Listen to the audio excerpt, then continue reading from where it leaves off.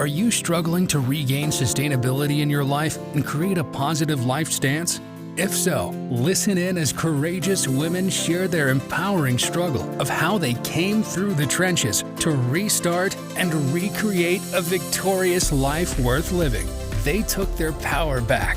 Learn the secrets of how they did it, and you can too. Welcome to the Real Heart Talk podcast and 360 Network for Women. And here's your host, Pamela Duran.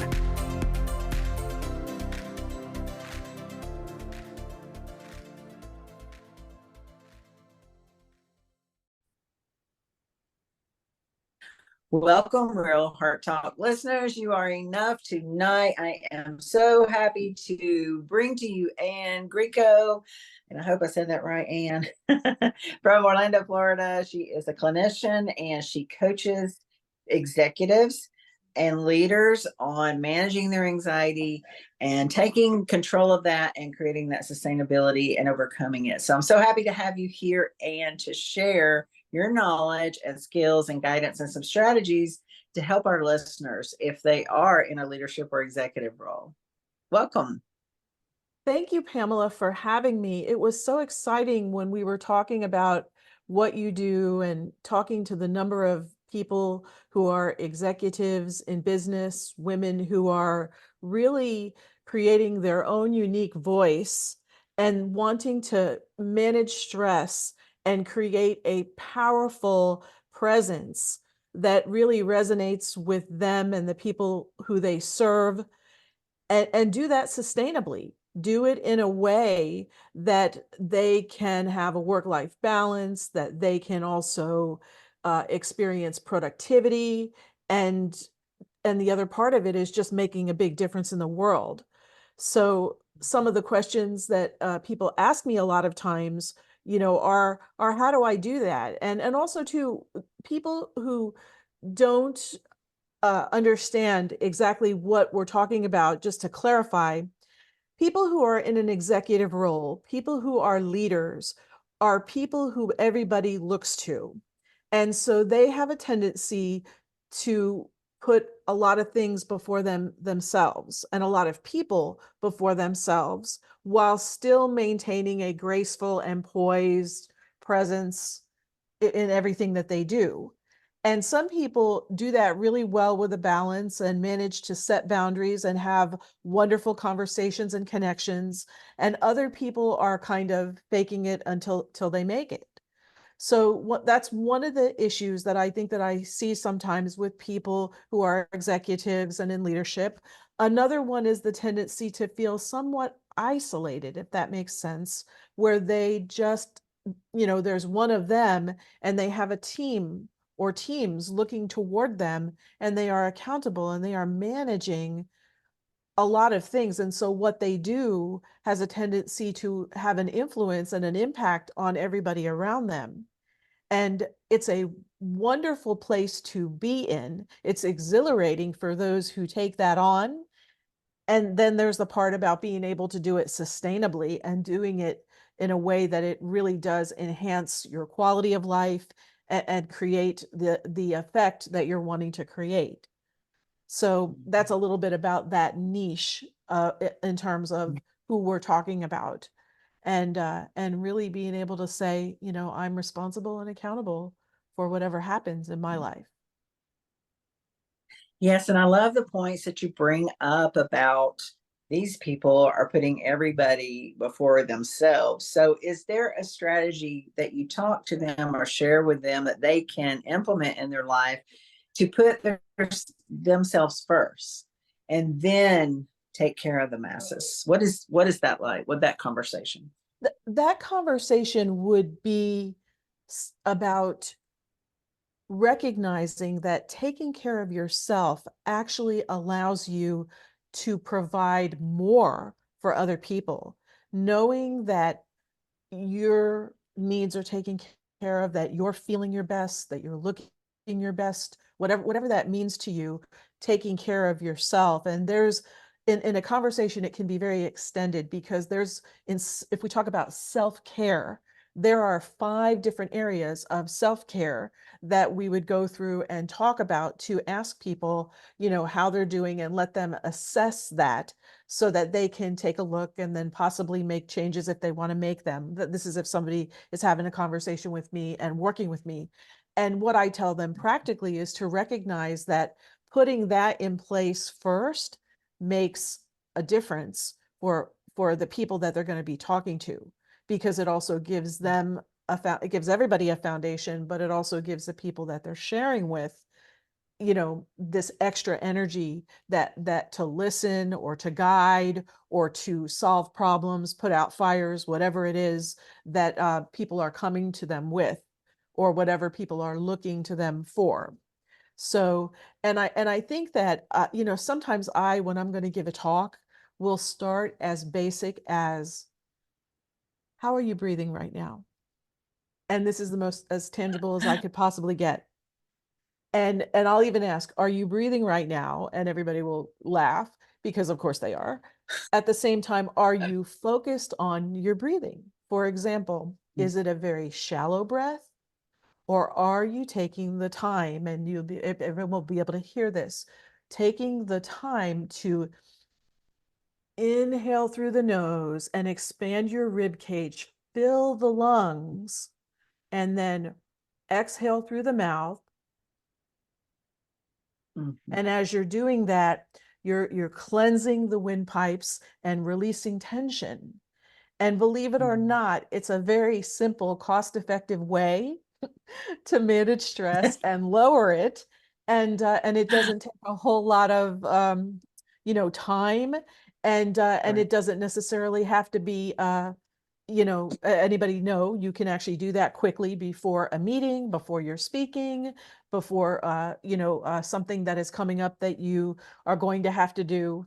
And it's nice to be able to do that from time to time, just to energize yourself as well. And I will talk with people sometimes about different ways to use breath in Mm-hmm. managing anxiety if they have that, or stress. And those are just very simple ways. So breath would be one of them. We talk about thought regulation, talk about emotion regulation. And of course, emotion regulation is the number one problem statistically among professionals in all areas of life. Um, People being able to regulate their emotions. And what we know is that thought leads to emotion, which then leads to behavior or action in the workplace. So that Yeah. emotion regulation piece is important. And I talk some in some of the things that I do about leading with executive resilience, because Mm. executives, want to be resilient.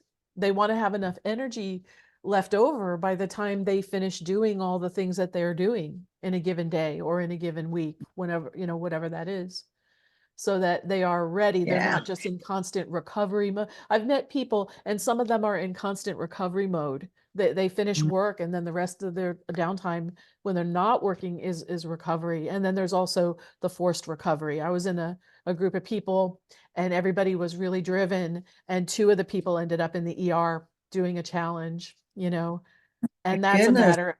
Yeah, they ended up in the ER, nothing serious. They were sent home. It was stress.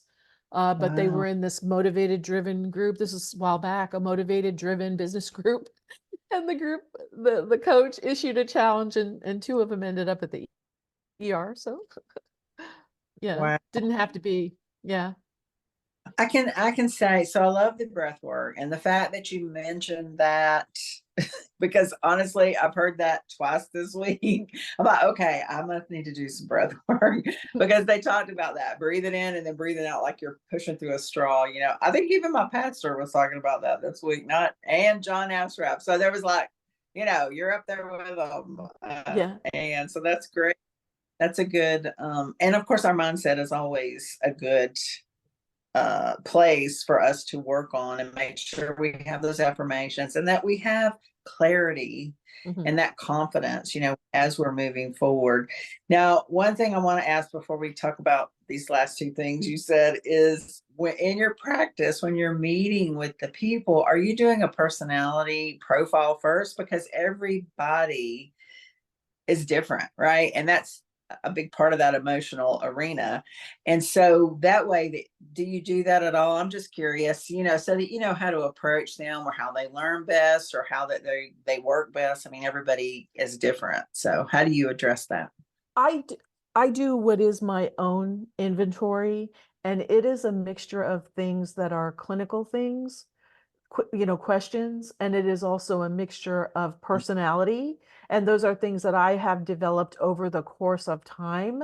And the other thing that I really want to hear from people about is what they're thinking and what they're wanting to have, from their point of view, so that I can empathize with what they're saying and actually put myself in their position so that I can guide them and give them the tools or the experience that they're looking to have as they're moving forward, because we are actually Mhm. going in a lot of cases, and creating new neural pathways in their thinking.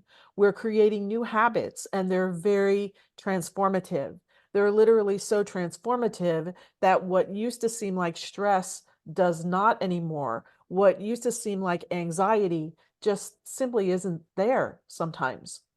So, and we will go and Mhm. talk, at length and in depth, if need be, if they're willing to go into that, and really, pull Mhm. up some of the things that anchor any kind of stress or discomfort, or things that limit people from really reaching their success. Because a lot of the people that I Mhm. work with will not take their foot off the gas. It's not as simple as sending them somewhere for a couple of weeks to relax. They are constantly working and doing things, and they would be inclined to be that way. So we learn to leverage the stress, and all during that time, I'm assessing, I'm asking questions, I'm getting feedback.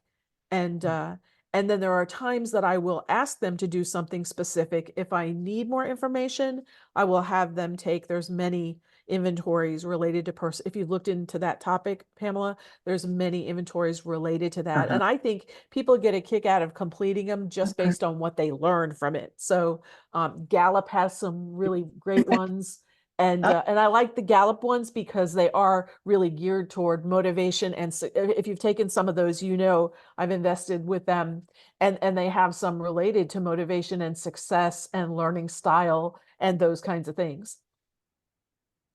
Yeah, no, that's great. Thanks for sharing that. Sure. So I guess I'm envisioning, two different people. I mean, you probably have a group of people, maybe they have a great team, and maybe, they're coming to you because, like you said, they can't take the foot off the gas. They got to understand how to balance it. But then I imagine this other team over here that has the leader that has, conflicts in their team, in their Mhm. structure. So how do you help them address those conflicts, and just start having a more fulfilling time, as the leadership of their organization? I Well, I work privately with people so that I can, you know, talk to each each type of person about what Mhm. they're going through, what the experience is, and then looking at, well, how do we want that to look at some point, and what is the pathway? And of course, there is a whole area in communication to what I do, and it is about having difficult conversations, which the workplace is full of, being able to lead them for your team, and then being able to have them sometimes. And for Mhm. some of the things that you were mentioning, for the first group, it is about being able to set a framework, set an example, and then actually coach the team. And there can be coaching on both Yeah. examples. It's just that I think that Mhm. being able to demonstrate it and execute it initially is what really helps people get the confidence. And then I think that they do have Mhm. some of them have a tendency, and we talk about creating a balance with that as well. Yes, it's important to measure progress based on how people respond and what they do, but then there's also just really having an objective perspective on really what is happening, because some people may be a little more responsive than others. And if you know business, we implement things, we implement strategies, and some of them do work, but some of them don't don't work, and then we have to retool, and we kind of have to do it again and kind of figure out what would be the best step, or what would be the next Mm, thing. And so to some yeah. degree, it's like peeling back layers of an onion, if that makes sense. Mm. Yes, totally. It's just like I was at a conference with John C. Maxwell this weekend, and he was talking about you test, you fail, you improve as you evaluate, and then you get it back together, your plan back together, and then you re-enter. So Yeah. relaunch again, or just try something else. I mean, we're always failing forward, right? I love his book about that. Even in business, we are failing forward because you as a leader or an executive, anyone out there listening, you're going into that position with the knowledge that you have. And there may be some skills that you need to acquire in order to fulfill that position or that directorship fully. So it's not that you can't go there, but there may be something you need to learn or know. Do you have people that you coach in that certain scenario? Just Yes, newly? only because Yeah. what I heard you say is so point on.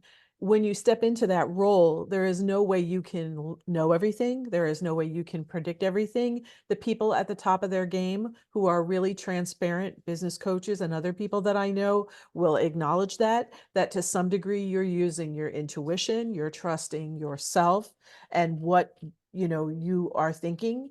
And one of the things that I find, it may sound again really simple, I find that people learn a lot from what they hear themselves saying when they talk about it with me. So giving them that open forum to be able to talk about that is something that they get a value from, because they have a place to externalize some of the things that are going on internally. So they know intellectually, they know intuitively, maybe even a little bit psychically. We're not talking about psychic stuff now, but but they know energetically, some Yes. things, because they're there with the group of people. They're there implementing the event, or the strategy, or whatever the process is.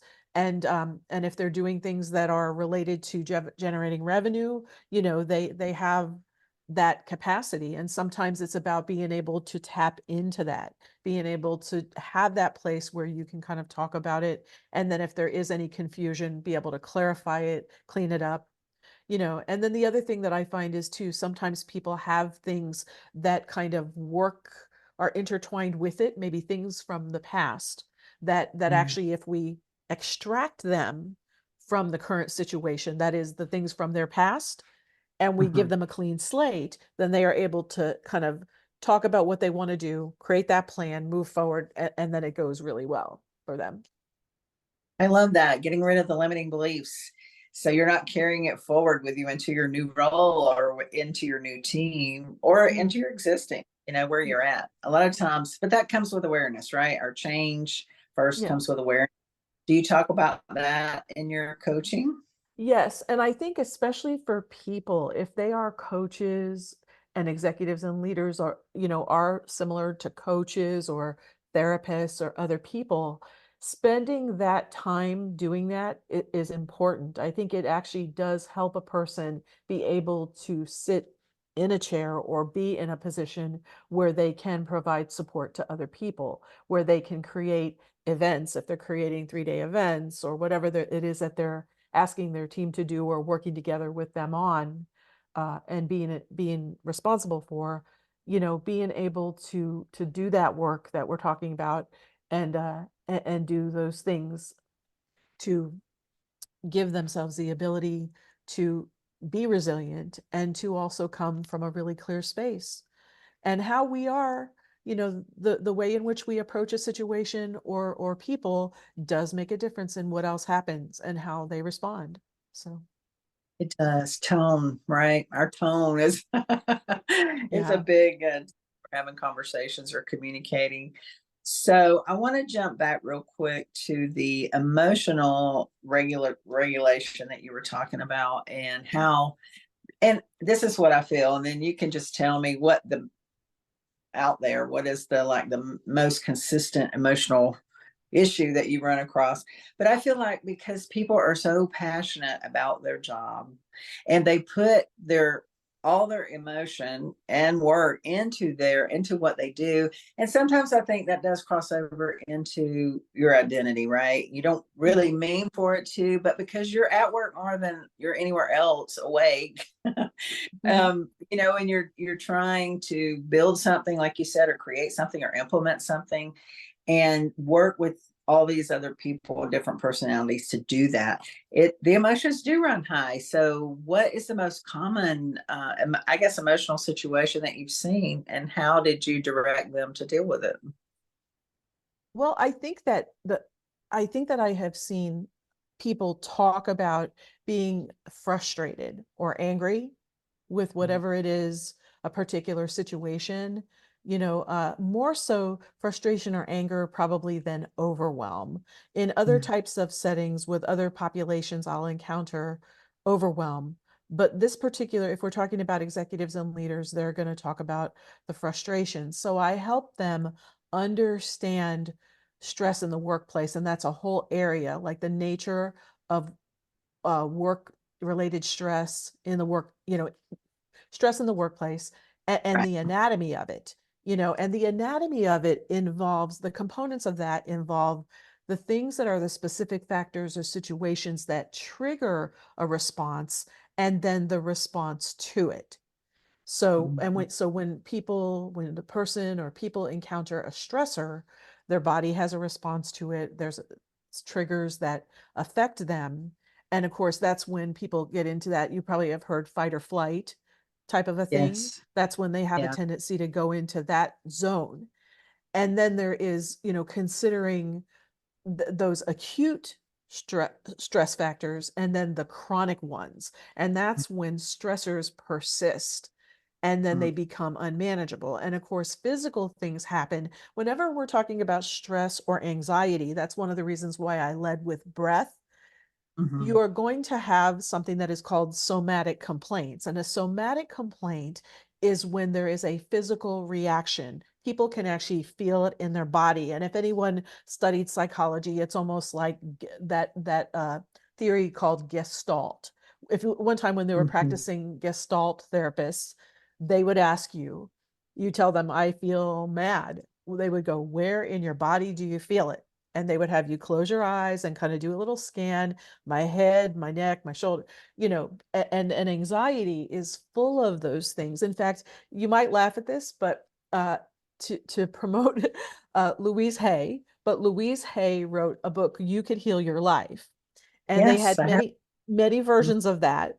And in the back of it, they have a chart that actually talks about the physical element, talks about what the probable emotional cause is. And when she first wrote the book in its first edition, it was affirmations because it was a long time ago. But now in later versions, it's changed to new thought pattern.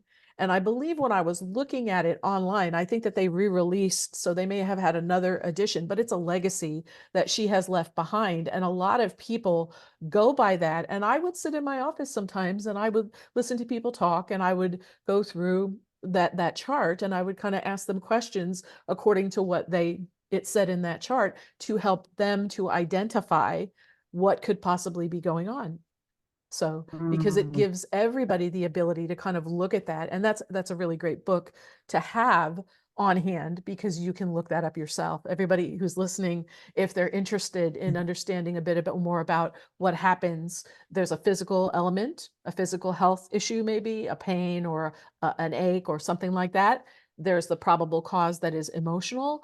And then there is the thought pattern, and then showing you how to create a new thought pattern around it so that you can actually reduce stress and feel better. So Yes, I love that for sharing that. So that's Louise Hay. You let can me say, you can heal heal your your life. body. You can heal your Oh, life. you heal your life. Yeah. And also too, the book itself is a wonderful read. It's a very simple read and it gets into a lot of different things, so the narrative that she created in the book is wonderful. It's just that what's more popular though is that chart in the back because people like things that they can kind of look up and Yeah, no, reference. I truly have. I'm like, Yeah. wow.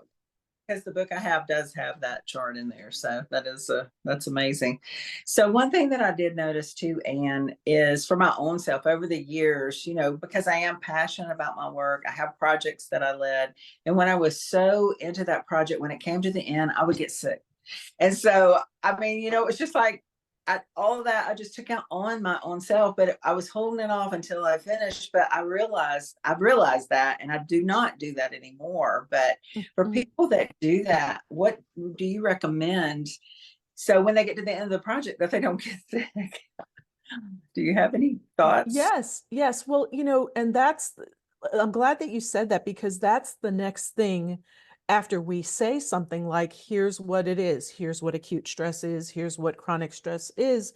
It's about really being able to prioritize well-being. And so Uh, making sure that there is good self-care, and understanding the impact of what it's like with the neglected self. And I think, people point to that when they talk about being overwhelmed or being so drained, mhm, and noticing when that limit gets really high. And being able to balance that, balance professional and personal life, and make sure that you're looking for, you know, times where it's important to set boundaries if that's mhm, necessary. And basically, I think too, the steps for doing this are kind of interesting when it comes to, because that's what people want to know a lot of times is, well, that's great to say that. How do we do that? And mhm, the first one is to identify your needs, identify physical, emotional, and mental needs, and what activities make you feel nourished and restored. What are your non-negotiable self-care practices? And they may be exercise, sleep, alone time, or just having time with your partner and your children. And then the other thing is making sure that people schedule their self-care, really put that into the calendar. And I have heard business coaches actually talk about that too. They talk about self-care, your morning routine, and then getting in your calendar and making sure that there are clear blocks for self-care and healthy leisure as well. The next thing, a couple of things are being able to communicate your boundaries, being able to let your team and colleagues know, even if they're your business partners, let them know your available working hours, give them response time to emails, and also to identify sometimes if there are some when you're just not reachable, so that there's clarity, and it reduces the expectation that you're going to be available 24/7, especially if it's outside of the work. The other thing is being able to just gracefully delegate and empower people. A lot of leaders that I know could hand off things, and whether it's something internal in their mind that wants them to hold it, or whether it's something, a concern externally, going on with the team that mhm. has them have concerns. We want to talk about how to delegate and empower gracefully, so that that there is that balance. The other one too is learn to say no. And if I may, I have a I have a story about that. There was a coach, his name is Jonathan Clark, and he's in Tampa, Florida. And he had me and a friend of mine who worked with him say, please don't count on me for that, because I won't be doing that right now.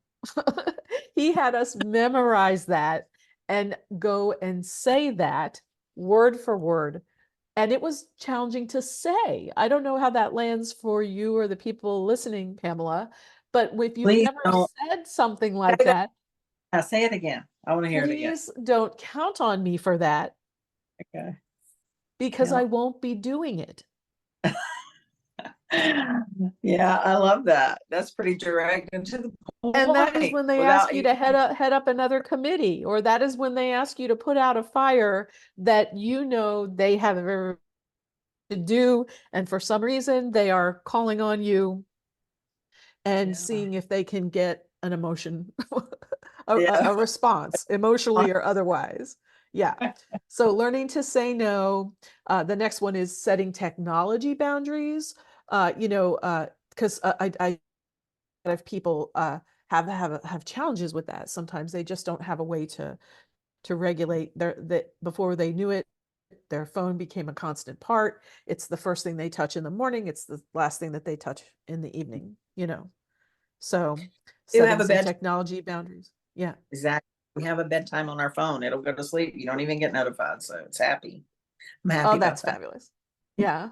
Yeah. Okay, what else? I didn't mean to interrupt you. Oh, So. and then there's just one more, and it's about regularly evaluating your boundaries. Your boundaries may need to be adjusted. They're fluid, they're not rigid.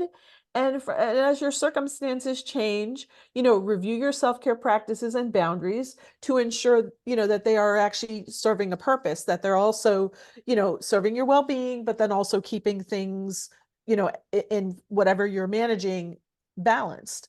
And I like to pepper in new stuff if I possibly can. I like to try some new type of self-care things just to see if I like that or I don't like that. A great example, you're saying be tangible. Great example of that is I've always been a great fan of massages. I think that they're wonderful and therapeutic. And recently I've also become a fan of of a professional stretch. Have you ever been to Stretch Lab? That is a wonderful thing for helping to increase flexibility. People of some age, of certain ages, in my age range, we're looking to keep that hip flexibility and neck and shoulders, and they can do some stretching that is gentle and therapeutic. My biggest concern about doing it myself is that I'll wrench something, and I definitely don't want to do that. So having that professional stretch session, and you can like buy a pack of them. You could buy like a little package of them and have an Oh, increased range of motion. They actually will, the evaluation for that is interesting. They ask you a number of questions. They do that assessment, and then they actually look at the range and they ask you questions about how it feels and everything else. And then eventually they set a goal when they're working with you to see what if they're going to increase the range of motion, if they're going to release tightness, or whatever the goal is. That they have specific goals in a stretch session. I love that. I can tell you one new thing that I want to do is the cryotherapy. I haven't done it yet, but I'm going to. I'm going to do it. Yeah.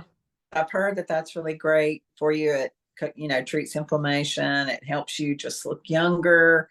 I'm sure it'll make you feel hopefully better. But yeah, I want to go try that. That's one of my new self-care things I want to do. And that's distinct from those cold plunges that those kids are Yeah. doing. Have you seen that on social media where Yes, those kids are cold plunging? yes, I have. They even had one not far from where we live. They have a spring. And so they did it like at the first of the new year. And it was pretty cold. I mean, it wasn't like the Arctic, but of course it was pretty cold. That's Anyway, cool. yeah, Well, yeah. this has given us a lot of information for the new executive, for the happy executive, for the executive who's on the edge or isolated. It sounds like you have a great program of addressing these needs as they arise. So, anyone listening, any female out there that is in executive or just starting in that position, it sounds like Anne can help you transition, build that sustainability, and obviously you're going to be confident if you're going into that position. So this will just add to your confidence, and give you more clarity. But I love the work that you do. And I love that you focus on your breath, your self-care, putting you first, because I think of the CEO, like the CEO of Coca-Cola or our company, I mean, they are carrying a load. And if they do not have someone like you to come to understand how to shift and how to balance or leverage, their resources, it's only just a matter of time before they're going to wind up in the hospital like these people that were on that challenge. So we don't want that to happen. We definitely want to have you come to Anne and she can help you. So tell us, do you have a website? How do people get in touch with you, Anne, to get this help that they need? I do have a website, and it is my name. It's www.annegreco.com. And I also have a link to a calendar if anybody would like to have a conversation that I could leave with you when I leave my information. And people can also connect with me on LinkedIn. I have a direct Okay. connection there as well. That's great. I love it. No, I'll include that in the show notes, your calendar link, as well as your LinkedIn and your website. So people can get in touch with you and get and find more peace. I feel like what you provide, and you've been in the clinical setting, so you not only know from an emotional, psychological side, but from a physical side of the house as well, how these things actually impact our life on a daily basis. If we don't address it, it's not going to go away. Just like a conflict at work. If you don't address it, it's just not going to go away. You've got to learn how to have that difficult conversation, as you was talking about the communication, and also balancing, the self-care, loving yourself in the midst of all that, as well as holding up the people that you're supporting in your organization. Yes. Thank you so much for this time together. Yes, you're welcome. So any final words? I just wish for people to be well. I wish for people to lead a healthy life and really create an amazing 2024 in your business and personal life. Yes, me too. More in 2024. Well, thank you, Anne, so much for being with us. And thank you, listeners, for tuning in, and stay tuned for our next episode.